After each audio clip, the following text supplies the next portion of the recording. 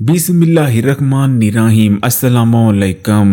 खलीलुर रहमान कमर शायद इस वक्त बहुत गुस्से में होंगे। उनके गुस्से की वजह क्या है उस पर बात करें। सबसे पहले थोड़ी खलीलुर रहमान की हिस्ट्री के बारे में बात कर लेते हैं। देखें, पाकिस्तान की टेलीविजन और खासकर जो ड्रामा इंडस्ट्री है, इस इंडस्ट्री में बहुत कम लोगों को पाकिस्तान में इज्जत मिली है, जिनमें से एक नाम खलीलुर रहमान कमर साहब का भी है। इन्होंने बहुत सारे गाने लिखे, फिल्में लिखी, बहुत सारे ड्रामे लिखे। खासकर मेरे पास तुम हो ड्रामा के बाद तो खलीलुर रहमान कमर साहब बहुत ही ज्यादा मशहूर हो गए। पाकिस्तान का बच्चा बच्चा ये जानने लग गया कि खलीलुर रहमान कमर नाम का एक राइटर भी है। उसके बाद बहुत सारे टेलीविजन शोज में भी खलीलुर रहमान साहब आने लग गए, क्योंकि यूथ इनके बारे में जानती थी और यूथ इनको सुनना भी चाहती थी, और यकीन माने यूथ इनको बहुत ज्यादा फॉलो किया करती थी। खलीलुर रहमान कमर साहब जो भी स्टेटमेंट देते, लोगों में खासकर जो यंग एज के लोग थे उनमें बहुत ज्यादा पॉपुलर होने लगी थी। आप जानते होंगे ये ज्यादा देर की बात नहीं है, रिसेंट हिस्ट्री में ये सब कुछ हो रहा था। लेकिन उसके बाद फिर वो दिन आता है जो कि खलीलुर रहमान की जिंदगी का शायद एक मनहूस दिन ही था, जिस दिन खलीलुर रहमान कमर साहब आशा जहां ज़ेब के शो में चले जाते हैं। इस शो में साहिल अदम साहब भी मौजूद थे, और आप जानते हैं कि ये तमाम शो कितना ज्यादा वायरल हुआ था। लेकिन अगर इस शो को एक बदकिस्मत शो कहा जाए तो ये गलत ना होगा।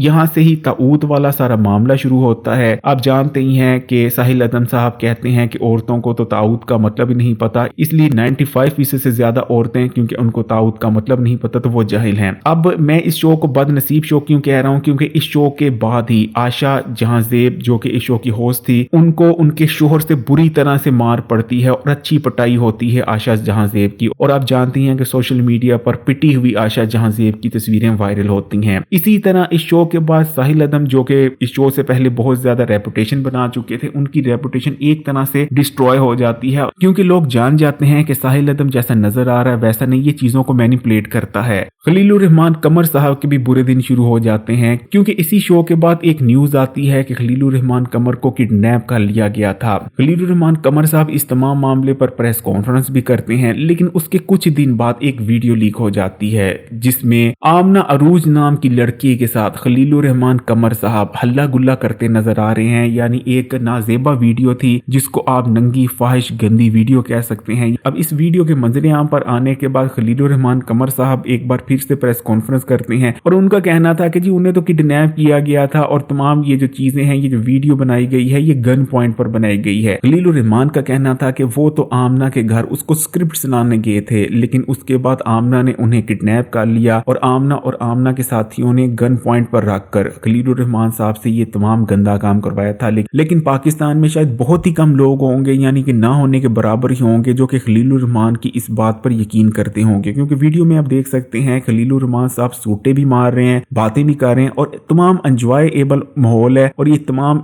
वीडियो देखकर ऐसे लगता है कि खलीलुर रहमान साहब एंजॉय करते हुए अपनी मर्जी से ये तमाम काम कर रहे हैं। वीडियो को लाइक कर दें, ज्यादा से ज्यादा शेयर करें, और मजीद वीडियोस के लिए चैनल को सब्सक्राइब कर घंटी के आइकॉन को दबा दें।